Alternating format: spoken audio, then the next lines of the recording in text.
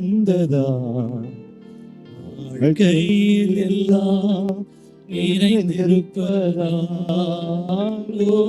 எந்த உள்ளம் நீர் வந்ததா வாழ்க்கையில் எல்லாம் நிறைந்திருப்பதா உம்மை துதிப்பேன் நான் உம்மை துதிப்பேன் உம்மை துதிப்பேன் நான் உம்மை துதிப்பேன் இன்னும் இன்னும் நாளை போற்றி பாடி துதிப்பேன் இன்னும் இன்னும் உம்மை போற்றி பாடி துதிப்பேன் எந்த உள்ளம் நீர் வந்ததா வாழ்க்கையில் எல்லாம் நிறைந்திருப்பதா சேர்ந்து பாடுவோமா நீர் வந்ததா என் வாழ்க்கையில் எல்லாம் நிறைந்திருப்பதா பெயர் சொல்லிவோம் என்னை நிறைந்திருப்பதா ஆச்சரியமாய் செல்வதா ஆவியில் என்னை நிறைந்திருப்பதால் ஆச்சரியமாய் செல்வதா துதிப்பேன் உம்மை துதிப்பேன் உம்மை துதிப்பேன் உம்மை துதிப்பேன் உம்மை துதி பாடி எவ்வளவு சத்தமாச்சு பாடுவோமா உம்மை துதி பாடி துதிப்பேன் எந்த சொல்லம் நீர் வந்ததா வாழ்க்கையில் எல்லாம் நிறைந்திருப்பதா எந்த உள்ளம் நீர் வந்ததா வாழ்க்கையில் எல்லாம் நிறைந்திருப்பதா பெயர் சொல்லி என்னை அழைத்திருப்பதா கரங்களில் என்னை மறைத்திருப்பதா பெயர் சொல்லி என்னை அழைத்திருப்பதா கரங்களில் என்னை மறைத்திருப்பதா உம்மை துதிப்பேன் நான் உம்மை துதிப்பேன் உம்மை துதிப்பேன் நான் உம்மை துதிப்பேன் இன்றும் என்றும் உம்மை போற்றி பாடி துதிப்பேன் இன்றும் என்றும் உம்மை போற்றி பாடி துதிப்பேன். ஆண்டவரே, இந்த ஆசீர்வாதத்திற்கு வேளையில நீங்க பேசுங்க, நாங்கள் கேட்கிறோம். உம்முடைய துதி எங்கள் நாவில் எப்பொழுதும் இருப்பதாக வழிநடத்தும் ஆளுகை செய்யும் இயேசுவின் நாமத்தில் பிதாவே, ஆமென் ஆமென். ஹல்லேலூயா. ஆராதனை வேளையில அநேக வார்த்தைகள் துதிப்பது குறித்தே தம்பி நடத்தியிருந்தார். ஹல்லேலூயா. சோதரம் நாவில் எப்பொழுதும் அவருடைய துதி இருக்க வேண்டும். வாசிக்கலாம் சங்கீதம் 34:1. கர்த்தரை நான் எக்காலத்திலும் ஸ்தோத்திரிப்பேன், அவர் துதி எப்போதும் என் வாயில் இருக்கும். ஹல்லேலூயா ஹல்லேலூயா. தலைப்பு எப்படின்னா எக்காலமும் எப்போதும். ஹல்லேலூயா. அப்போ இந்த எக்காலமும் அப்படின்னு நினைக்கும் போது நான் எக்காலம் அதை நினைச்சேன். ஹல்லேலூயா. எக்கால சத்தம் தொனிக்கிற வேலைக்காக நாம் காத்திருக்கிறவர்கள், எப்போதும் எக்கால சத்தம் தொனிக்கிற வேலைக்காக நாம் காத்திருக்க வேண்டும். எதற்கு? தேவனோடு கூட மகிமைக்குள்ளே பிரவேசிப்பதற்காக. ஹல்லேலூயா. இப்போ தாவீது எழுதுறாரு, கர்த்தரை நான் எக்காலத்திலும் ஸ்தோத்திரிப்பேன், அவர் துதி எப்போதும் என் வாயில் இருக்கும். ஹல்லேலூயா. இப்போ நம்மளாம் தேவன் துதிப்பதற்கென்று நம்ம ஏற்படுத்தியிருக்க எத்தனை பேர் ஆமென் சொல்ல முடியும்? தேவனை துதிப்பதற்கு, தேவனை உயர்த்துவதற்காக தேவன் நம்மை தெரிந்தெடுத்திருக்கிறார். ஹல்லேலூயா. சில நேரங்களில் ஆராதனை நாங்கள் நடத்தும் போது நாங்கள் தனியாக நிற்கிற மாதிரி ஃபீல் பண்ணிடுவோம். சில நேரங்களில் செய்தி சொல்லும் போது தனியாக நிற்கிற மாதிரி ஃபீல் பண்ணிடுவோம். நாங்கள் ஏன் அப்படின்னா இன்ஜின் மட்டும் ஓடிட்டு இருக்கு, முன்னாடி பின்னாடி பெட்டியெல்லாம் வரமாட்டுக்கு, டீரெயில் அப்படிங்காங்க சத்தம்.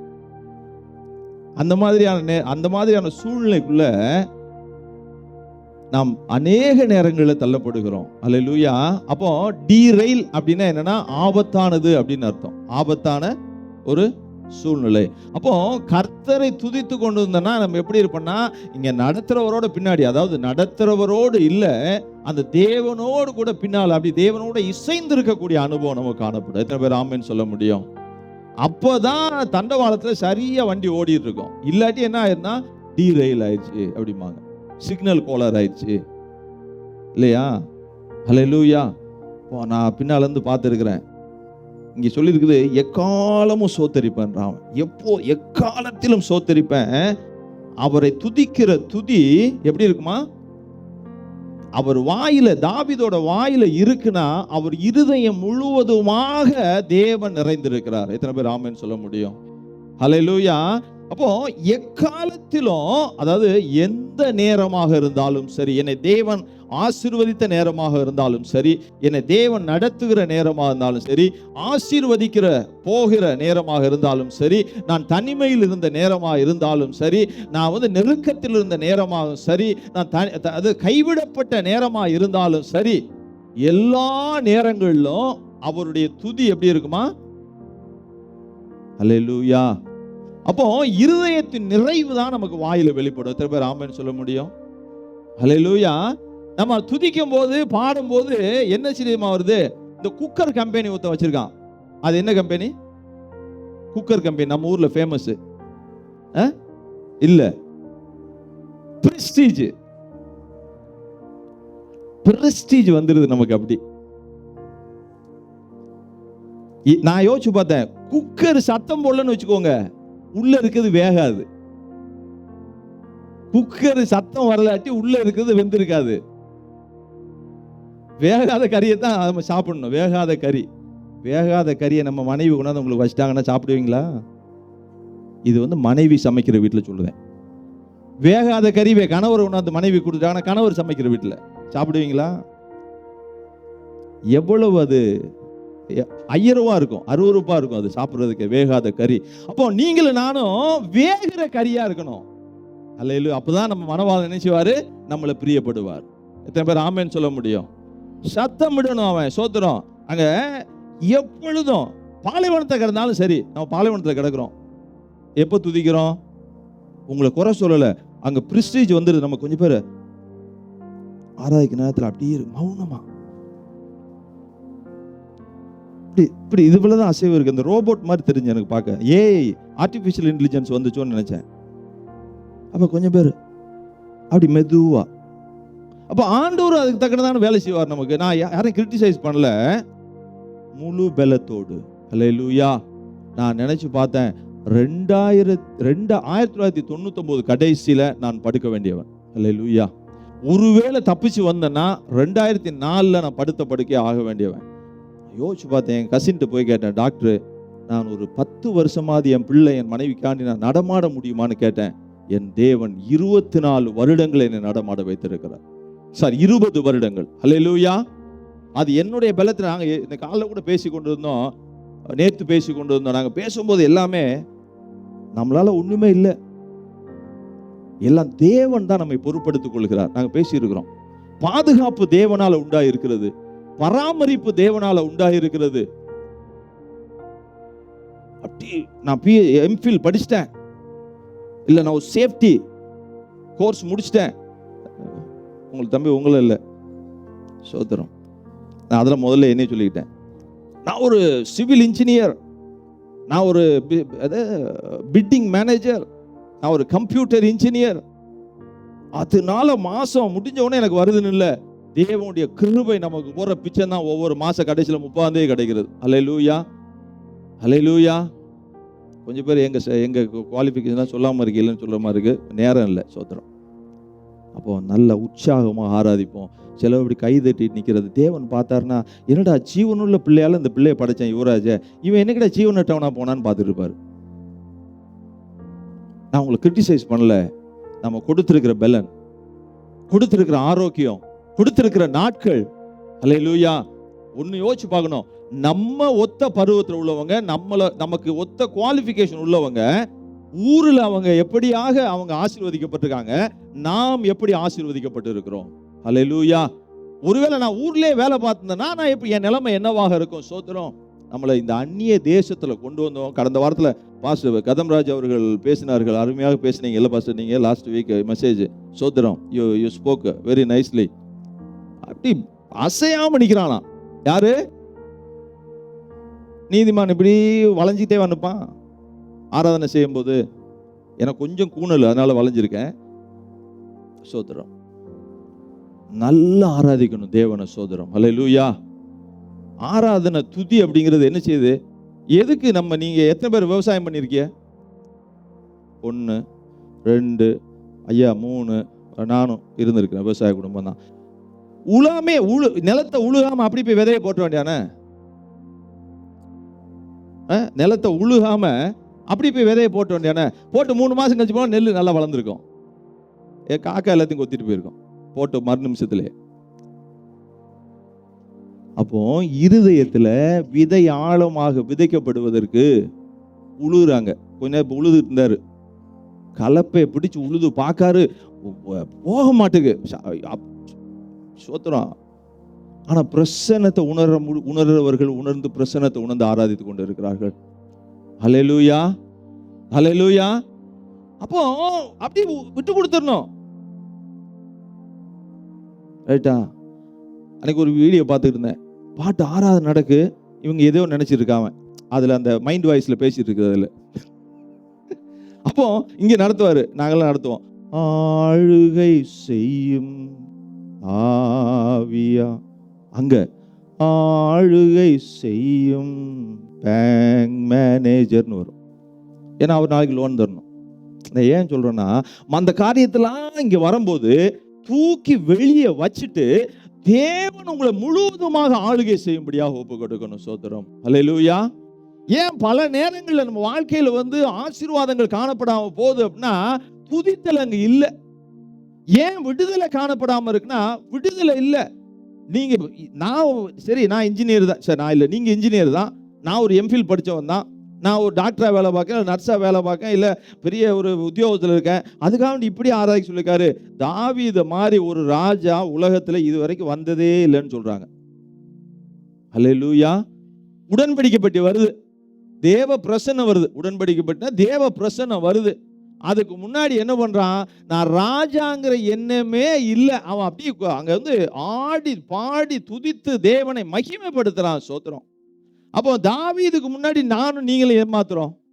அவன் சொல்றான் அற்ப புழுன்றான். ஆனா நம்ம எப்பவுமே அற்ப புழுன்றோம். ஆனா மற்றவங்க மேல பாயிரும் பாருங்க, அப்போ எப்படின்னாக்க திமிங்கலம் ஆயிரும், இல்ல சுறாமீன் ஆயிரும்.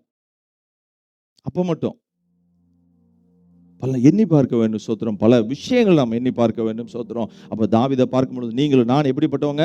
சாதாரணமானவர்கள். அப்ப எப்படி ஆராதிக்கணும்? சாதாரணமான நம்மளை தேவன் மட்டுமாய் கனப்படுத்தி வைத்திருக்கிறார்ல. சோத்திரம். அதை நினைக்கும் பொழுது அங்க சும்மாவே இருக்க முடியாது. அல்லேலூயா. மியூசிக்கே போட வேண்டாம். நாங்க போடுறோம், பாடுறோம், உங்களுக்காக பாருங்க மைக் சிஸ்டம்லாம் பண்ணியிருக்கோம், எல்லாம் பண்ணி வச்சுட்டு இவ்வளவும் பண்ண பிறகு உள்ள இருந்து உங்கள்கிட்ட துதியை கொண்டு வர முடியலாட்டி, ஆரம்பத்திலேயே தேவ பிரசன்னம் ஆளுகை செஞ்சது. இன்னைக்கு எத்தனை பேர் நீங்க உணர்ந்தீங்க? அல்லேலூயா. அந்த தேவ பிரசன்னத்தை இழந்து போக கூடாது. அதுக்கு தான் நான் சொல்றேன். சோதரம். தாவீது சொல்றாரு, எக்காலத்திலும் அல்லேலூயா எப்போது என் வாயில இருக்கும் சொல்லிட்டு போயிடுறேன். தாவீது இந்த சங்கீதத்தை எழுதும்போது கொஞ்சம் பேர் வேத பண்டிதர்கள் என்ன சொல்லியிருக்காங்கன்னா, அவர் சவுலால துரத்தப்பட்டு அவர் போய் அங்க பெலிஸ்தியர் தேசத்துல காத் என்கிற இடத்துல அந்த ஆகீஸோட ராஜா அவர் கூட அவர்கிட்ட போய் அங்க சரண்டர் ஆகிறார். அங்க போய் ஒளிஞ்சுக்கிட போறாரு. அந்த இடத்துல அபிமெலேக் அப்படிங்கிறவர், அபிமெலேக்னா அந்த ராஜாக்களை அபிமெலேக்னு சொல்லுவாங்க, அதெல்லாம் ரொம்ப தேவையில்லை. அப்ப அங்க போன உடனே அங்க இருக்க பெலிஸ்தியர்கள் கண்டுபிடிச்சாங்க தாவீது யாருன்னு. பெலிஸ்தியர் கண்டுபிடிச்சி, இவன் ஏற்கனவே குறிச்சு பாடியிருக்காங்க, சவுல் கொன்றது 1000, தாவீது கொன்றது 10000, இவன் இங்க வைக்காதனோடனே அவன் ராஜாவுக்கு தெரிஞ்சு போச்சு. கூட்டு போன எப்படி இருக்கிறான், இப்படி கிறுக்க மாதிரி எச்சை வடிச்சுக்கிட்டு அந்த மரத்தை அந்த கதவுல கீறிக்கிட்டு அவன் பாட்டில் இருக்கிறான். அல்லேலூயா.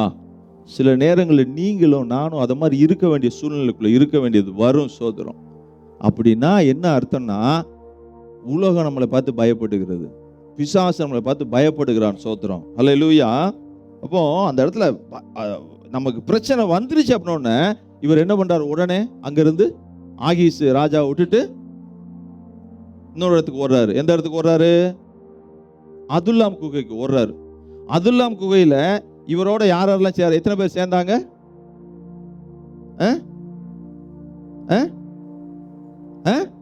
பெலமா சொல்லுங்களேன். 400 பேர். நான் சும்மா இப்படி காட்டுவோம். நாங்கள் இப்படி எங்க சும்மா கை தூக்கணும்னு காட்டுறோம். இப்படி காட்டோம்னா நீங்கள் வந்து 1000 பேர் சொல்லிடக்கூடாது. 400 பேர் அங்கே இருந்த அவையெல்லாம் நொண்டி, மொடம், முறுமுறுக்கிறவன், ஒடுக்கப்பட்டவர்கள், கடன்பட்டவர்கள், இவங்க எல்லாம் கூப்பிட்டு அவருக்கு தலைவன் ஆயிட்டார். எவ்வளோ சிரிச்சிருப்பாங்க, அவமானமாக இருந்திருக்கும். ஆனாலும் கர்த்தர் அவனோடு கூட இருந்தார். அந்த அந்த அந்த அதுல்லாம் என்பதற்கு என்னன்னா, அதாவது தேவனுடைய நியாய தீர்ப்பு அப்படின்னு போட்டுக்குது. ஹல்லேலூயா. தேவன் நியாயம் தீர்க்கிற இடமாக தான் இருக்கிறது சோத்திரம். அப்போ பாருங்க, அவன் ராஜாவா அபிஷேகம் பண்ணப்பட்ட பின்பாகவும் அன்னைக்கு அல்லேலூயான்னு இருப்பாரு. யாரு? தாவீது. ஆகீஸ்ட போய் நிற்கும் போதும் துரத்த போறாங்களே அப்படின்னு ஒன்று, சவுல் துரத்தும் போதும் சோத்திரம் சோத்திரம் சோத்திரம் துதிச்சுக்கிட்டே இருப்பாரு சுதி. ஆகீஸ்ல போய் இருக்கும் போதும் நீ கண்டுபிடிச்சாங்க யாருன்னு, அங்கேயும் ஸ்துதி. அதுல்லாமல போய் கிடக்கிறாரு. அவங்க கூட அங்க நினைச்சுப்பா, அதுல்லாமல போய் இருந்தா நம்ம கூட யாராவது கொஞ்சம் விவரமானவங்களா வந்துருவாங்க. விவரமானவங்களும் அல்ல, அங்க போயும் துதி சோத்திரம். ஹல்லேலூயா. ஆடு மேய்க்கும் போதும் துதி சோத்திரம். எல்லா நேரங்களிலையும் என்ன பண்ணி இருக்கிறாரு? துதி அவர் நாவில இருக்கிறது சோத்திரம். இஸ்ரவேல் ஜனங்களை ஆண்டவர் எகிப்து தேசத்திலிருந்து வெளியே கொண்டு வந்துட்டாரு. வெளியே கொண்டு வந்து செங்கடலை தாண்டினா பாருங்க. செங்கடல் முன்னாடி நிற்கிறான். ஐயோ மோசே, என்னையா நீ என்னை செங்கடலை எங்களை எல்லாம் போட்டு கொல்ல போற? உடனே அவரை பார்த்து முறுமுறுப்பு. அடுத்து செங்கடல் திறந்த உடனே அட்டே அப்பா அடிச்சு எல்லாம் நாங்கள் ட்ரம்ஸ் எல்லாம் அடிக்காங்க. யாரு?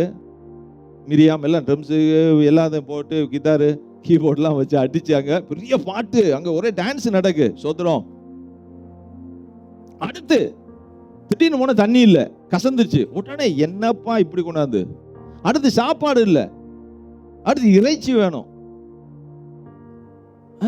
அப்போ அந்த தேவன் விடுதலை கொடுக்கும் பொழுது துதி ஆராதனை சோத்திரம். சபைக்கு ஓடி வந்துடுறோம், ஜப கூட்டத்துக்கு ஓடி வந்துடுறோம், உற்சாகமாயிடுறோம். ஏதாவது ஒரு பிரச்சனை வரும் பொழுது எங்க போயிருந்தோமா, ஓடி ஒளிஞ்சிடும். சபைக்கு வர மாட்டேங்கிறோம், ஜப கூட்டத்துக்கு வர மாட்டேங்கிறோம், தேவனை துதிக்க மாட்டேங்கிறோம் சோத்திரம். ஹல்லேலூயா, ஹல்லேலூயா. அப்போ நம்மளை ஆசீர்வதிக்கும் போது மட்டும் நம்ம தேவனை துதிக்க வேண்டும். நம்ம சுகமா இருக்கிற நேரங்களில் தேவனை துதிக்க வேண்டும்.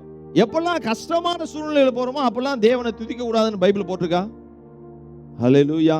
எக்காலத்திலையும் தேவனை துதியுங்கள் சோத்திரம். ஹல்லேலூயா. அப்போ ஒரு 3 காரியங்களை நம்ம பார்க்க போறோம் சோத்திரம். ஒரு 3 காரியங்களை பார்த்து நம்ம முடிக்க போறோம். அந்த 3 காரியமுமே எதிரான சூழ்நிலை உடைய ஒரு காரியமா தான் இருந்தது. ஹல்லேலூயா. உங்களுக்கு எனக்கும், தேவனுடைய பிள்ளைகளா உங்களுக்கு எனக்கும் விடுதலை வேணும் அப்படின்னா நாம் துதிக்கக்கூடியவர்களாக காணப்பட வேண்டும். எத்தனை பேர் ஆமென் சொல்ல முடியும்? நாம் துதிக்கும் பொழுது தேவன் விடுதலை கொடுக்கிறவர். துதிக்கும் பொழுது தேவ பிரசன்னம் அந்த இடத்துல என்ன செய்யக்கூடியது? அசைவாடி நம்முடைய ப்ராப்ளங்களை சால்வ் பண்ண. இது சாதாரண விஷயம் தான், நமக்கு ரொம்ப தெரிஞ்ச விஷயம் தான் சோதரம். எல்லாருக்கும் எளிதாக புரியக்கூடிய விஷயம் தான். பெரிய ஒரு இதெல்லாம் எனக்கு தெரிஞ்சதை தான் நான் பேசுறேன் சோதரம். அப்போ வசனம் சொல்லுறது கர்த்தருடைய பிள்ளை நம்ம எப்படின்னா கர்த்தரை துதித்து சோதரிக்கணும். 1 தெசலோனிக்கேயர் 5:18 சொல்லி இருக்குது. 1 தெசலோனிக்கேயர் 5:18 எல்லாவற்றையும் சோத்திரம் செய்யுங்கள், அப்படி செய்வதே கிறிஸ்து இயேசுவுக்குள் உங்களை குறித்து தேவனுடைய சித்தம். ஹல்லேலூயா. இன்னொருத்தர் வாசிங்களா, ஏசாயா 43:21. எனக்கென்று ஏற்படுத்தினேன், அப்ப இவர்கள் என் துதியை சொல்லி வருவார்கள். ஹல்லேலூயா. அப்ப நீங்களும் நானும் தேவன் நம்மளை தெரிந்து கொண்டது எதுக்கு? நம்மளை தேவனை துதிப்பதற்காக. ஹல்லேலூயா. அதற்காக தான் நம்ம தெரிந்து கொண்டு இருக்கிறோம். அப்ப தேவ பிரசன்னம், அந்த துதியானது தேவ பிரசன்னத்தை கொண்டு வரக்கூடியதாக இருக்கிறது. இன்னும் சொல்ல போனா துதியானது சாத்தியமே இல்லை நம்ம வாழ்க்கையில, இதெல்லாம் நடக்கவே வாய்ப்பே இல்லைங்கிறதையும் சாத்தியமாக்கி கொடுக்கக்கூடியதான் தேவ பிரசன்னம். அந்த துதியானது அப்படியாக மாற்றி கொடுக்கும். இரண்டாவது, அந்த துதியானது ஜெயத்தை கொடுக்கக்கூடியது சோத்திரம். சொல்ல போனா நம்ம துதிக்கும் பொழுது நமக்கு விரோதமான எல்லா கட்டுகளை உடைத்து, நமக்கு தடையா இருக்கிற எல்லாத்தையும் உடைத்து, நம்ம எதிரிகளை விரட்டி அடித்து, நம்மை உயர்த்தி, நமக்கு ஜெயம் கொடுத்து, நம்மை கனப்படுத்தி மகிமைப்படக்கூடிய தேவனா இருக்கிறார். எத்தனை பேர் ஆமென் சொல்ல முடியும்? ஹல்லேலூயா, ஹல்லேலூயா. சங்கீதம் 92 1 3 வரைக்கும் வாசிங்களேன். போன தடவை கூட பாஸ்டர் வாசிச்சார் போன வாரம். ம்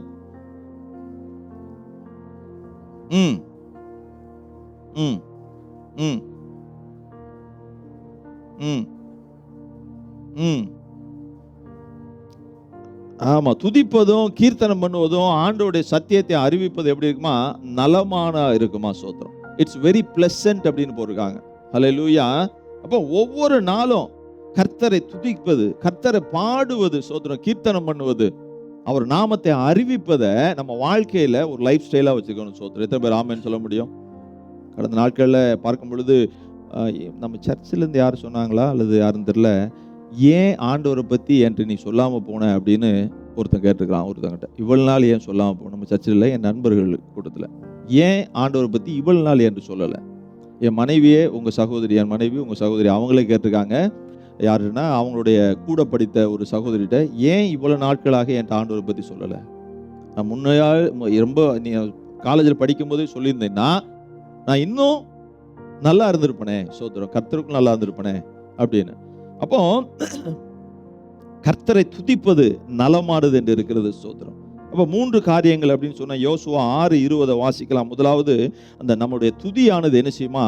அலங்கத்தை இடிக்கக்கூடியதா இருக்கிறது. ஹல்லேலூயா, ஆமென். சோதரம். யோசுவா 6:20. ம் ம் ம் ம் ம்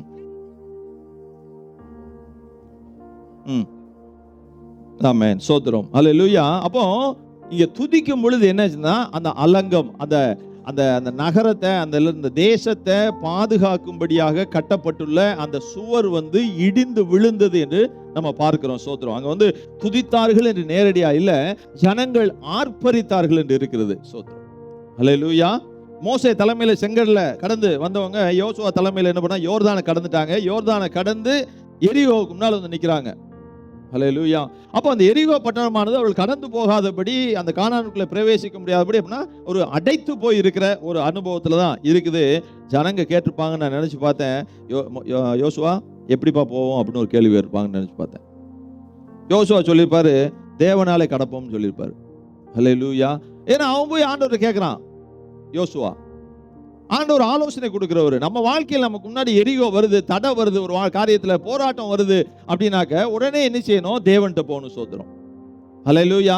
அப்போ நம்ம தேவனை பற்றி ஏசாயா சொல்றாரு, பிறப்பதற்கு முன்பாகவே என்ன சொல்றாரு? அவர் ஆலோசனை கர்த்தர் அப்படின்றாரு. ஹல்லேலூயா. அப்போ நமக்கு முன்னால் இருக்க தடையை எப்படி தாண்டி போகணும் என்பதற்கு தேவன் ஆலோசனை கொடுக்கக்கூடியவராக இருக்கிறார். ஹல்லேலூயா. நம்ம பல இடங்களில் போய் ஆலோசனை கேட்டுருவோம். முதலாவதாக தேவனிடம் ஆலோசனை கேட்கும் பொழுது, அந்த ஆலோசனைக்கு அதுக்கு அந்த ஒரு ஆலோசனை கிடைச்சிச்சுன்னா அதுக்கு உறுதிப்பாடையும் கேட்கலாம் நம்ம ஆண்டவர்கிட்ட. உறுதிப்படுத்துங்கப்பா, இந்த ஆலோசனை படி நடக்கவா அப்படின்னு. அப்போ தேவனாலே கடப்போங்கிற பதில் தான். கர்த்தருடைய ஆலோசனையினாலே நாம் இந்த தடையை கடப்போம். அப்போ என்ன ஆலோசனை சொல்றாரு? வேற ஒன்றும் செய்ய வேண்டாம் யோசுவா. நீங்க இந்த எரிகோ பட்டணத்தை ஒரு முறை சுத்தி வாங்க. 6 நாள் ஒரு முறை சுத்துங்க. அதுக்கு அடுத்து 7வது நாள் 7 தரம் சுத்துங்க.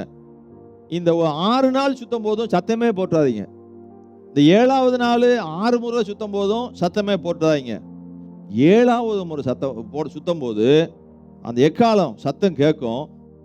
நல்ல ஒரு ஆர்ப்பரியுங்கள், சத்தம் போடுங்க. அல்லேலூயா. அப்போ நம்ம சத்தம் ஆர்ப்பரிக்கிற சத்தத்தினாலேயே நம்மளுடைய அலங்கங்கள், நமக்கு முன்னால் இருக்கிற எதிரி வைத்திருக்கிற தடைகள்லாம் உடைந்து விழணும். அல்லேலூயா. இப்போ நாங்கள் நடத்தும் போது, ஆண்டவரை எக்காலமும் நீங்க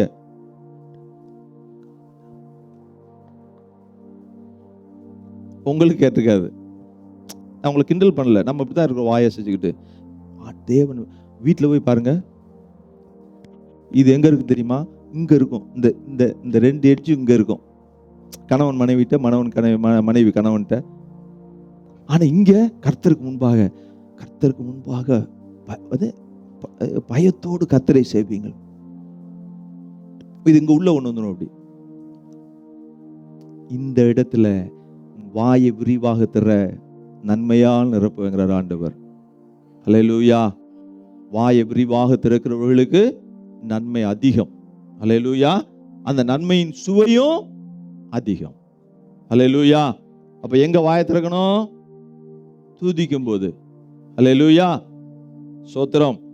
அப்போ அந்த ஜனங்கள் ஆர்ப்பரித்தாங்களாம், அப்படி இடிந்து விழுந்துதான். அந்த இடிந்து விழுந்ததை குறித்து ரொம்ப பேர் காரணம் சொல்றாங்க அக்வாஸ்டிக் ரிசனன்ஸ் அப்படின்றாங்க. அதாவது இந்த சத்தத்தினால ஏற்பட்ட ஒரு அதிர்வுனால அப்படின்ட்டு சயின்டிபிக்கா சொல்லும் போது. நிலநடுக்கம்னு சொல்றாங்க, அதை பத்தி நம்ம கவலை இல்லை. ஆனா அலங்கம் இடிந்து விழுந்தது. இன்னைக்கும் தோண்டி வச்சிருக்கான், இடிந்த அலங்கம் பூமிக்கு அடியில் இருக்குது. ஹல்லேலூயா, ஹல்லேலூயா. அதுவும் இந்த பாருங்களேன், ஆண்டவர் எப்படி ஸ்ட்ராட்டஜி கொடுக்குறாருன்னு பாருங்க. இது எத்தனை நாள்? மொத்தமே 7 நாள் தான் சுத்தி இருக்கான் அவன். அப்போ கூடி போனா 10 நாள் சுத்தி, 10 நாள் அந்த இடத்துல கேம்ப் அடிச்சிருக்கலாம் அவங்க. அதாவது நான் 10 நாள் பைபிளில் போடல, அவங்க போய் செட்டில் ஆகி எல்லாம் நடந்து ஒரு 10 நாள் இருக்கலாம். இதுல 7 நாள் சுத்தி இருக்காங்க, மொத்தம் 10 நாள் கேம்ப் தான். பெரும்பாலும் ஒரு நகரத்தை பிடிக்கணும்னா மாச கணக்குல அதை முற்றுகை போடுவாங்களாம். எதுக்கு? வெளியவே ஆளுக்க போடாதபடி இவனுடைய படையை நிப்பாட்டிடுவான். அப்போ உள்ள இருந்து வெளியவும் போக முடியாது, வெளியே இருந்து உள்ளவும் போக முடியாது. பாத்தீங்களா? அப்போ அங்க இருக்கிற சாப்பாடு பொருள்கள் இதெல்லாம் சாப்பிட்டு வறட்சியிலே பாதி பேர் தளர்ச்சி அடைஞ்சு போயிடுவான். ஈஸியா போய் அவனை அடிச்சிடலாம்.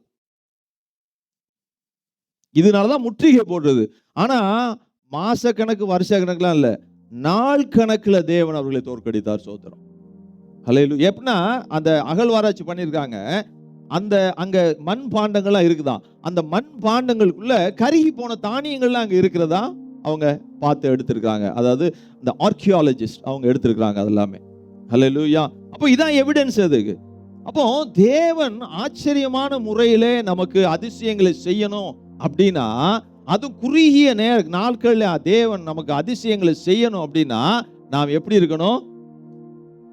துதிக்கிறவர்களாக இருக்கணும். ஸ்தோத்திரம். ஹல்லேலூயா. நீங்க எத்தனை பேருக்கு முன்னாடி கடந்து போறதுக்கு தடை இருக்கு? எத்தனை பேர் சொல்ல முடியும்? கை தூக்குங்க. உங்களுக்கு எல்லாம் தடை இருக்குன்னு. தூக்கவே மாட்டியே. ஐயோ, பாஸ்டருக்கு தெரிஞ்சு போகமுடா அப்படின்னு. எங்க பாஸ்டர் செல்டர்ஸ் எல்லாம் பார்த்தாங்கன்னா பிரச்சனை. உங்களுக்காக ஜெபம் பண்ணுவோம், அதை தான் செய்வோம் நாங்கள். சோத்திரம். ஆமென். அந்த ஒப்பு கூட தூக்குறவங்களுக்கு அதெல்லாம் விடுதலை கொடுக்க போறாரு இன்னைக்கு. சோத்திரம். ஹல்லேலூயா. நல்லா துதிங்க, ஆராதிங்க. அப்படியே ஜெபம் பண்ணும் போது உறக்கம் வருதா? துதிக்கும் போது அப்படியே கை தட்டி வாயை விரிவா தந்து சத்தம் போட்டு பாடி துதிங்க. ஜெபம் உறக்கம் ஓடி போயிடும். சோத்திரம். ஹல்லேலூயா. நல்லா துதிங்க. உங்களுக்கு முன்பாக இருக்கிற எரிகோக்களை இன்னைக்கு ஆண்டவர் நொறுக்கி போடுவார். சோத்திரம். ஹல்லேலூயா. அது தேவ ஆலோசனைப்படியாக நீங்கள் துதியுங்கள். சோத்திரம். தேவனோட ஆலோசனை கேட்டு எப்படி ஆண்டவர் அந்த தடையை நான் கடந்து போறதுக்கு எனக்கு நீங்க சொல்லிக் கொடுக்குறீங்க. அப்படி அதோடு அந்த ஆலோசனையோ கேட்டு நீங்கள் துதிக்கும் பொழுது, உங்கள் நாவில துதி உயரும் பொழுது, உங்க வீட்டு அலங்கத்துக்குள்ள துதியின் சத்தம் உயரும் பொழுது, உங்களுக்கு விரோதமான எரிகோக்கள் இன்றைக்கு இடிக்கப்பட்டு போகும். எத்தனை பேர் ஆமென் சொல்ல முடியும்? ஹல்லேலூயா. அப்போ அலங்கத்தை இடித்து போட்ட துதி சாதாரண விஷயம் தான், அது பெரிய பிரசங்கம்லாம் ஒன்றும் இல்லை. ரெண்டாவது, அஸ்திபாரத்தை அசைய செய்த துதியா. கண்டுபிடிச்சிருப்பீங்க. ஆமா. சீலா பொம்பளையா ஆம்பளையா? நல்லா சொல்லுங்க. சோத்திரம். இப்படி ஏதாவது கேட்டுக்கிறோம். ஆமா. கொஞ்சம் பேர் கொஞ்ச நாள் நான் ரட்சிக்கப்பட்ட நாட்கள்ல என்னடா சீலான்னு இருக்கு, அப்போ பொம்பளையா இருப்பாளோ இவா அப்படின்னு நினைச்சிட்டு, சரி கடைசியில் கொஞ்சம் பேர் அப்படியே நினைச்சேன்னு அப்படியே சொல்றாங்க எனக்கு. அதுக்கு பிறகு நான் எங்கள் பாஸ்டர் கேட்டு உறுதி பண்ணிட்டேன். நான் தெரியாதுல்ல, அது மாதிரி இன்னைக்கு யாராவது சீலான்னு நினைச்சிக்கிட்டீங்கன்னா ஆம்பளை. சோத்திரம். நீ வரல பவுல் என்னையா ஒரு பொம்பளையால் கூட்டு போறாரு ஊழியத்துக்கு அப்படின்னு நினைச்சக்கூடாதுல்ல. சோத்திரம். அப்போஸ்தலர் 14 அதிகாரம் 25-26 வாசிங்க. ஆ ஆ ஆ ஆ ஆ ஆ ஆ ஆ சோத்திரம். ஹல்லேலூயா. நடுராத்திரில முத்து பேர் பயங்கர மொழி போட இருப்பான்னு தெரிஞ்சுக்கிட்டோம் நம்ம. சோத்திரம். ஹல்லேலூயா. சோத்திரம். பாருங்க, அந்த நடுராத்திரியில அவங்க அங்க போயிட்டு பவுலும் சீலாவும் என்ன பண்ணாங்கன்னா, அந்த பிலிப்பி தேசத்துக்கு போறாங்க, மக்கதோனியா போறாங்க. அங்க இருக்கிற பிலிப்பி பட்டணத்துக்கு போறாங்க. அங்க போய் அங்க முதலாவது பிலிப்பி பட்டணத்தில் ரட்சிக்கப்பட்டவங்க யாரு? நல்ல பைபிள் தெரிஞ்சுன்னு சொல்லாதீங்க, சொல்லுங்க. முதலாவது பிலிப்பி பட்டணத்தில் ரட்சிக்கப்பட்டது யாரு? லீதியா. சோத்திரம். ஹல்லேலூயா. லீதியா நல்லா ஞாபகம் வச்சுக்கோங்க. லீதியா முதலாவதாக பிலிப்பி பட்டணத்தில் ரட்சிக்கப்படுறாங்க. அவங்க வீட்டில எல்லாம் அவங்க தங்கி இருந்து ஊழியத்தை பண்ணுறாங்க. அப்போ சாயந்தர நேரங்களில் அவங்க அப்படியே வெளியே போகிறாங்க. அப்படி போகும்போது அங்கே ஒரு பெண் இருக்கிறா. அவள் குறி சொல்லக்கூடிய ஆவி உடையவளாக இருக்கிறா. அந்த குறி சொல்லக்கூடிய ஆவி அவள் என்ன சொல்கிறானாக்க, இவங்களை இந்த பவுலையும் சீலாவையும் பார்த்துட்டு என்ன சொல்கிறான்னா, தேவனுடைய ஊழியக்காரர்கள், இந்த மனுஷர் உன்னதமான தேவனுடைய ஊழியக்காரர்கள். அல்லேலூயா. ஆனால் உன்னதமான தேவனுடைய ஊழியக்காரர்கள்னு குறி சொல்லுகிற ஆவியுடைய பெண் சொல்றா. ஆனா அது பவுலுக்கு பிடிக்கல. அந்த குறி சொல்லுகிற ஆவியை அவளை விட்டு வெளியே புறப்படும்படியாக செய்து அவ விடுதலை அடைஞ்சா கொஞ்சம் பேர் ரட்சிக்கப்படுவாங்க. ரெண்டாவது வேத பண்டிதர் எழுதியிருக்கிறாரு, ஒரு தவறான ஆவி நம்மளை ப்ரொஜெக்ட் பண்றதுக்கு பவுல் விரும்பல அப்படிங்கிறார். அல்லேலூயா. இன்னைக்கு புகழையும் பேரையும் விரும்பக்கூடிய இடத்துல பவுல் சாதாரணமா அமைதலா இருந்தார். அவர் இது கொஞ்ச நாள் பார்த்துட்டே இருக்கிறாங்க இவங்க ரெண்டு பேரும். இவருக்கு பவுலுக்கு ரொம்ப எரிச்சல் வந்துருச்சு. உடனே என்ன பண்ணா, அநேக நாட்கள் இப்படி செய்து கொண்டு வந்தால பவுலுக்கு கோவம் திரும்பி பார்த்து, நீ இவளை விட்டு புறப்பட்டு இயேசுவின் நாமத்தினாலே உனக்கு கட்டளை இடுகிறேன். அல்லேலூயா. அப்போ இவ என்ன பண்ணானா, இவளால வருமானம் ஈட்டக்கூடிய இவ இந்த குறி சொல்ற ஆவியினால எல்லா ஜனங்களும் வர்றாங்க, அவட்ட குறி கேட்கறாங்க. நம்மலாம் போறது மாதிரி போறீங்களா? ஜாதக புஸ்தகம் யாராவது கையில் வச்சிருக்கிய? ஜாதகம் எல்லாம் கையே தூக்க மாட்டியா, ஏதாவது சொல்லிவிடுவாங்க அப்படின்னு சோத்துறோம். அல்லேலூயா. நம்ம ஜாதகம் கையில் ஆண்டவர் நம்மளை உள்ளங்கு பாடணும், வரைந்து வைத்திருக்கிறார். அல்லேலூயா. நம்ம ஒவ்வொரு அசைவுகளையும், ஒவ்வொரு ஆசீர்வாதங்களையும், ஒவ்வொரு நேரத்தையும் என்ன பண்றாரு. நான் 2006 அந்தமான் 5 நிலநடுக்கத்துக்கு அப்புறம், சுனாமிக்கு அப்புறம் அந்தமான் போறேன். பல நாட்களாக போராடி வேலையே கிடைக்காம ஜாலியாக அலைஞ்சிட்டு இருக்கேன். சரி கிளம்பி போகணும்னு முடிவு ஒன்று எங்கள் அக்கா அவனை எடுத்துகிட்டு அவ எங்கேயோ எங்கள் அக்கானா பெரியவன் மக, அவள் இதை மாதிரி இந்த காரியத்துக்காக போகிறா பார்க்குறதுக்காக. அப்போ எங்கள் அம்மாட்ட கேட்டிருக்கா, நான் கொடுக்காதீங்கிட்டேன், கிஞ்சி குத்தாடி ஒரு தடவை கொண்டு வரேன்னா எப்படின்னு தொலைஞ்சுவோ அப்படின்னு. எனக்கு ரொம்ப கோவம் வந்துச்சு. போயிட்டான். வந்தவ நான் ஒன்றும் கேட்கல. எங்கள் அம்மாட்ட சொல்லியிருக்கா, தம்பிக்கு 10,000 ரூபாய்க்கு வேலை கிடைக்குமா, அப்படி கிடைச்சிச்சுன்னா கோயிலுக்கு என்ன செய்வான்னு கேளுங்க அப்படின்னு. எனக்கு தெரியும் நான் 10,000 ரூபாய் வேலையில் சேர போகிறோம்னு. அதை அவர் சொல்லி எனக்கு என்ன தெரியணும்? ஏன்னா என் ஃப்ரெண்டு எனக்கு அரேஞ்ச் பண்ணியிருக்காரு கர்த்தருடைய கிருபையில் 9,800 rupees சேலரி அந்தமான்ல. நான் போகிறத நோக்கம் PhD பண்ணணும் அப்படிங்கிறதுக்காக. எனக்கே தெரியுமே இந்த இவர் சொல்லி, எனக்கு இவர் 25,000 சம்பளம் சொன்னா கூட நான் நம்பியிருக்கலாம்ல. அதாவது அன்னைக்கு நான் எடுத்து அவங்க வச்சா தூக்கி எல்லாத்தையும் மூட்டை கட்டி கிழிச்சு தூக்கி தூர எறிஞ்சிட்டேன். அத்தோடு சரி. அல்லேலூயா. ஏன்னா பழசு வச்சிருந்தோம்னா நம்மளை இழுக்கும் சில சமயத்தில். அப்படி இழுக்கும்படியா வச்சிருந்தீங்கன்னா அதெல்லாம் தூர தூக்கி போட்டுருங்க. அல்லேலூயா. உங்க கோட்டையில அதாவது எதிராக இருக்க கோட்டையில ஓட்டை விழுந்து நீங்க உள்ள போனோம்னா இதெல்லாம் இந்த நோட்டையெல்லாம் தூக்கி வெளியே போட்டுரும். அல்லேலூயா. அல்லேலூயா. ஆமா. அப்போ இங்க அஸ்திபாரத்தை அந்த துதி அசைய செய்கிறது. இந்த இடத்துல பார்த்தீங்கன்னா அவ குறி சொல்லிட்டு இருக்கிறா. இவன் பார்க்குறாரு, இயேசு நாமத்தில் ஓடி போயிரு. அவளுக்கு அந்த ஸ்பிரிட் போயிடுச்சு. இவர் குறி சொல்ல முடியல. அவளை யார் அதாவது அவள் மூலமாக யார் தொழில் செய்து கொண்டு இருந்தாங்களோ, அந்த குறி சொல்லக்கூடிய தொழில் செய்து கொண்டு இருந்தாங்களோ அவங்களுக்கு வருமானம் போவது நின்று போச்சு. உடனே பார்த்தான் 2 பேரையும் பவுலையும் சீலாவையும் பிடிச்சி ஜெயிலில் போட்டாச்சு. நீங்கள் உண்மையா தேவனுக்கு என்று நீங்கள் ஓடிக்கொண்டிருப்பீர்கள், நீங்கள் சிறைபிடிக்கப்படுவீர்கள். உங்களுக்கு போராட்டங்கள் வரும், உங்களுக்கு பிரச்சனைகள் வரும். ஆனாலும் நீதிமானுக்கு வரக்கூடிய துன்பம் அநேகமாக இருக்கும். அவ எல்லாவற்றிலிருந்து உடனே பவுலும் சீலா சொல்லியிருக்கலாம் பவுலை பார்த்து, பவுல் என்னப்பா ஆண்டவர் சொன்னார் தானே நம்ம மெக்கதோனியாவுக்கு வந்தோம், பிலிப்பி பட்டணத்துக்கு வந்தோம், இங்க எதுக்கியா பிரச்சனை? கர்த்தருடைய சித்தப்படியாக போனாலும் உங்களுக்கு பிரச்சனை வராதுன்னு சொல்லல. கர்த்தர் சொல்ல, உனக்கு பிரச்சனை வந்தாலும் உன் பிரச்சனை கூட, உன் பிரச்சனை மத்தியில் நான் உன் கூட இருந்து உன்னை விடுவிப்பேன். அல்லேலூயா. என்ன சொல்லிட்டாரு, நீதிமானுக்கு துன்பமே வராது அப்படின்னு வசனம் போல. நீதிமானுக்கு வரும் துன்பம் அநேகமா இருந்தாலும், அநேக துன்பங்கள் வந்தாலும் அவ எல்லாவற்றிலும் இருந்து, அப்போ நீங்கள் நான் எப்படி இருக்கணும்? லாஸ்ட் வீக் கேட்டதுபடி நீதிமானாக இருக்க வேண்டும். சோத்திரம். பவுல் நீதிமானாக இருந்தார். சோத்திரம். அல்லேலூயா.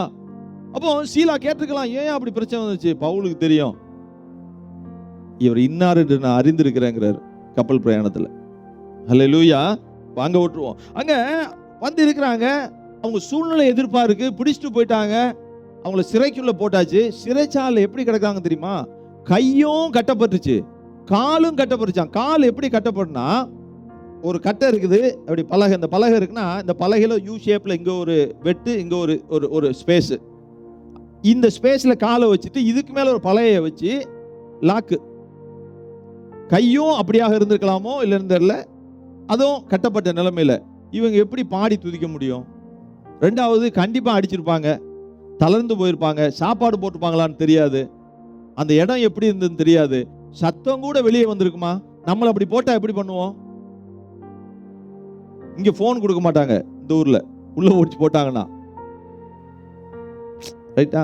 அப்போ எந்த சூழ்நிலைகள் இருளா இருக்குது, அந்த வசனத்துக்கு இடத்துல மரண இருளின் பள்ளத்தாக்குல நடந்தாலும் ஆராதனை வேலையில எது கேட்கும் இதெல்லாம்? அப்ப சொல்லணும், அந்த வார்த்தை வருதா, மரண இருள் போன்ற அந்த மரண இருளின் பள்ளத்தாக்கு என் வாழ்க்கையில வரலாம், வந்தாலும் தேவரீர் என்னோட கூட இருக்கிறீங்க, அப்படி சுதந்திரிக்கணும் அந்த இடத்துல. ஹல்லேலூயா. ஐயோ ஆண்டவரே, மரண இருள் பள்ளத்தாக்கு வருமோ? வந்துட்டு போகுது. ஹல்லேலூயா. அங்க பவுல் 2 பேரும் கட்டி போட்டாச்சு. அங்க என்ன செஞ்சாங்களாம்? ஜெபம் பண்ணி தேவனை பாடி துதித்தார்கள். ஹல்லேலூயா. நம்ம இன்னைக்கு லேசா ஒரு மூக்கு வலி, காது வலி, கண்ணு வலி வந்துருச்சுன்னா ஜெபம் பண்ண முடியலன்றோம். கொஞ்சம் அசதி வந்துருச்சுன்னா ஜெபம் பண்ண முடியல அப்படிங்கிறோம்.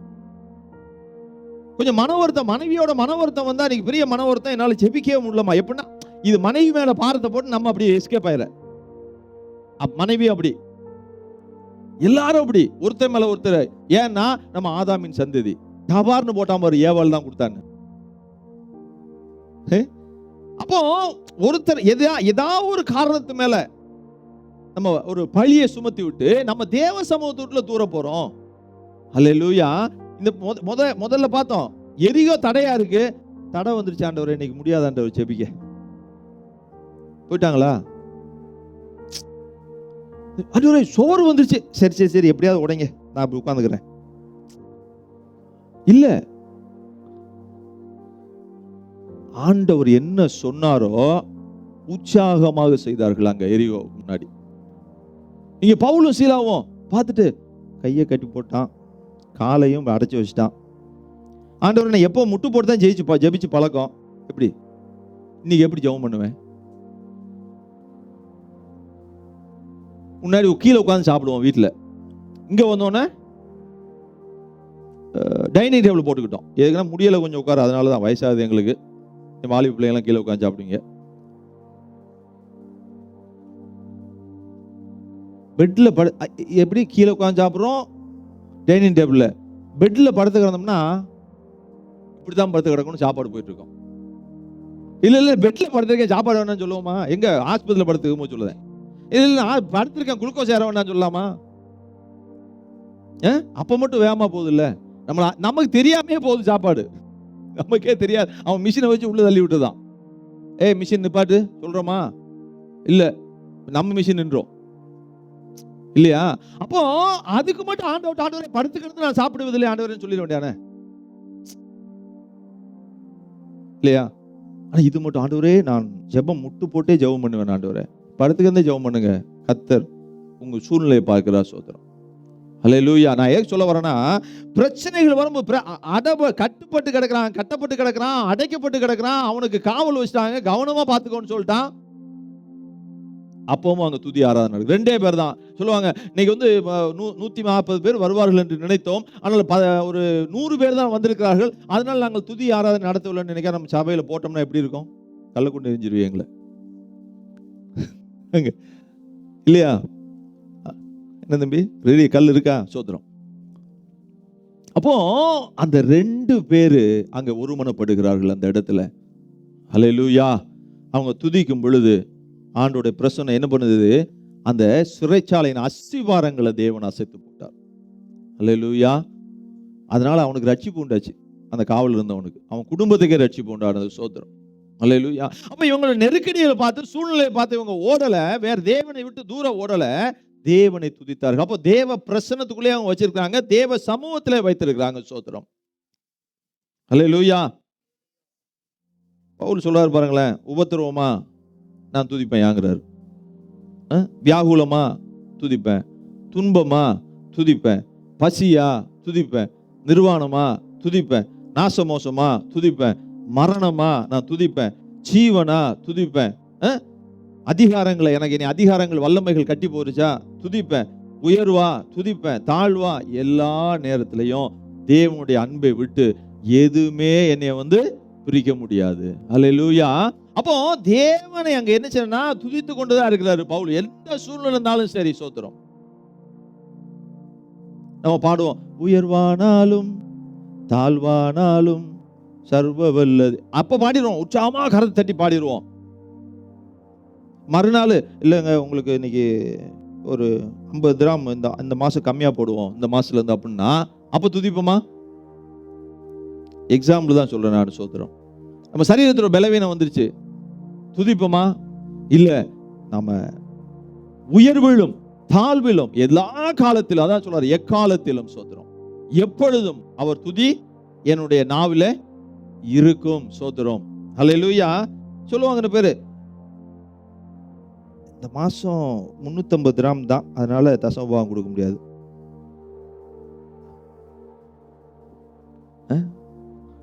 இந்த மாசம் ரொம்ப டைட்டு, கிறிஸ்மஸ்லாம் வந்துருச்சு, நியூ இயர் வந்துருச்சு, வீக்கர் வீச்சருக்குலாம் எப்படி கொடுக்க போறோம்? துதிக்கிறவன் எல்லாத்தையும் தூக்கி எறிஞ்சிட்டே இருப்பான் கர்த்தருடைய கருத்துல சோத்திரம். அல்லேலூயா. ஏன் தெரியுமா? நமக்கு மட்டுமா கிறிஸ்மஸ்? அவன் பவுல் சொல்றாரு, நான் என்ன குறிச்சே நினைக்கலையா நானு. அல்லேலூயா. அப்ப கிறிஸ்துவன் என்பவன் பிறர் நலம் விரும்பி சோத்திரம். இதுக்கு நம்ம எப்படியாவது போராடி வரணும் சோத்திரம். சொல்ல மறந்துட்டோம் சோத்திரம், ஞாபகப்படுத்திட்டார் ஆண்டவர். பாஸ்டர் ராவை போய் நாங்கள் சந்தித்தோம். அன்னைக்கு ஒரு எல்டர்ஸும் நாங்களும் போய் சந்தித்தோம். அப்போ உற்சாகமாக இருக்கிறார் சோத்திரம். அல்லேலூயா. நான் ஆள் அந்த பலவீனம், வீக்னஸ் இருக்குது, பலவீனம் இருக்குது, கொஞ்சம் நல்லாவே மெலிந்திருக்கிறாரு.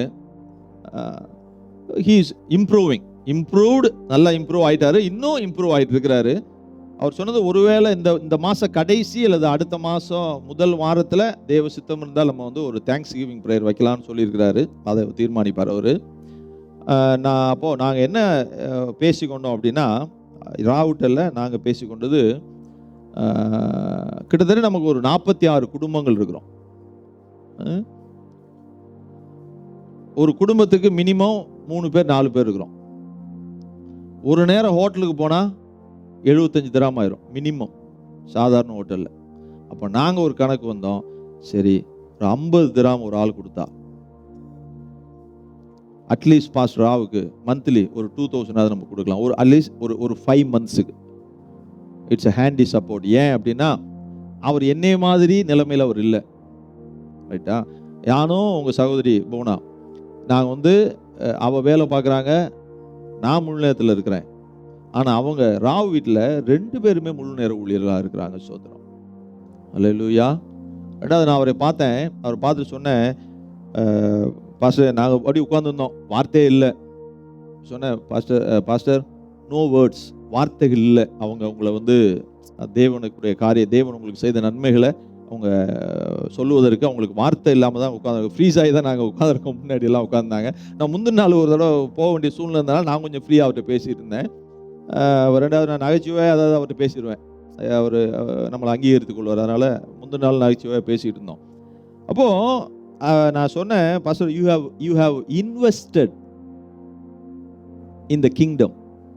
நீங்கள் தேவ ராஜ்யத்திற்கு நீங்கள் இன்வெஸ்ட் பண்ணதான் இன்னைக்கு உங்களுக்கு ஆண்டவர் திருப்பி கொடுத்துருக்கிறாரு. அவர் ஆமேன். அப்படின்னா என்ன அப்படின்னா, கிட்டத்தட்ட நம்மளுடைய கணக்கு, அவங்க கணக்குப்படி கிட்டத்தட்ட ஒரு 500,000 to 1 million பில் வந்திருக்கலாம். ஆனால் எவ்வளோ தெரியுமா கட்டினார்? அவர் கட்டியிருக்காங்க 50 gram. only 50 dirhams he paid to the hospital. அல்லேலூயா. அது மட்டும் இல்லை, தேவன் சுகமாக அங்கே கொண்டு வந்திருக்கிறார்.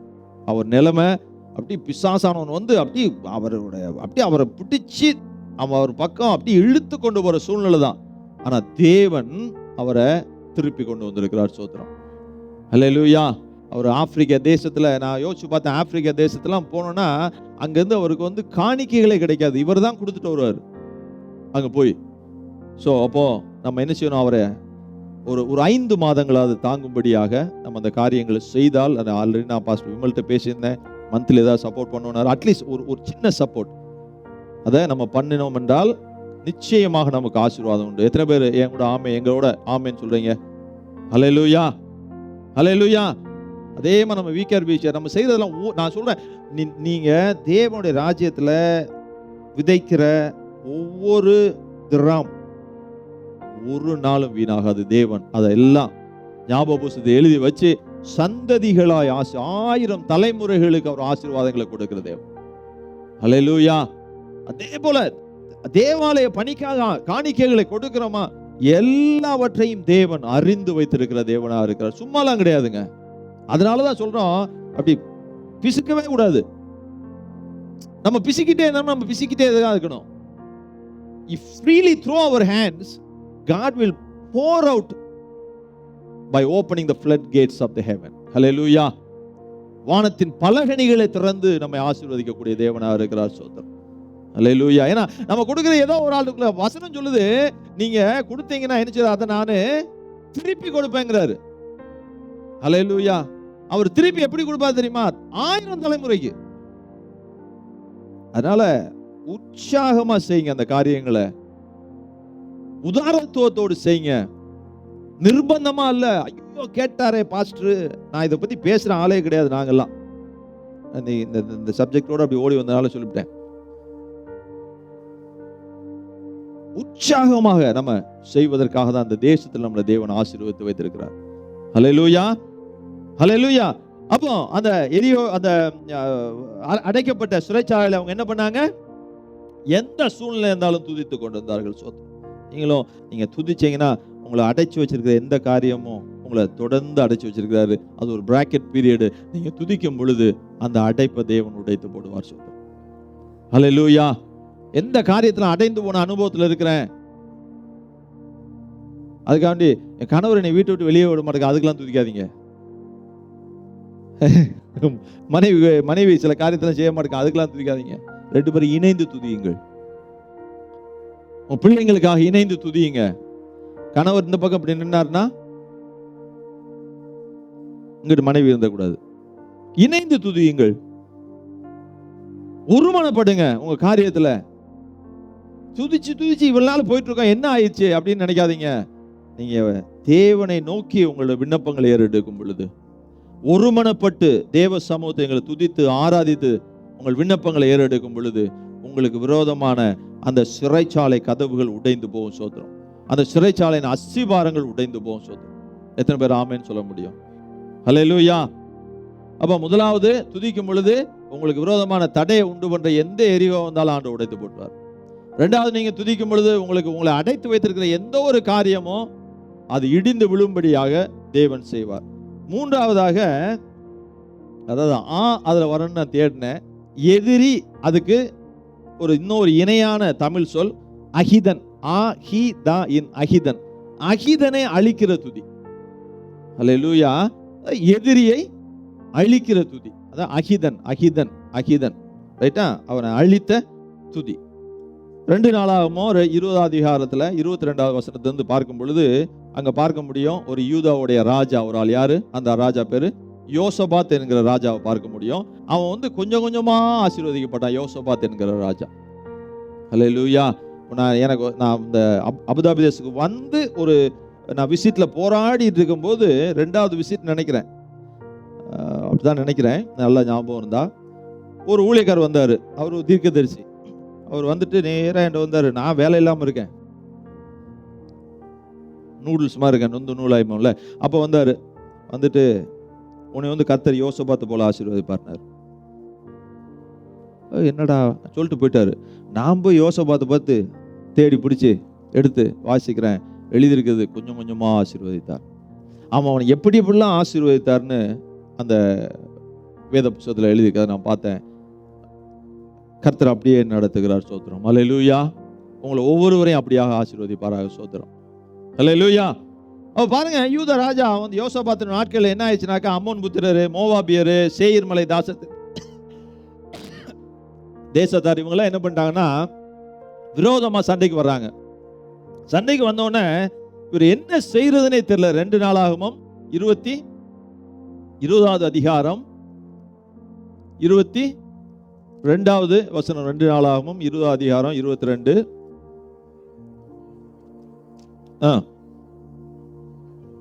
ம் ம் ம் ம்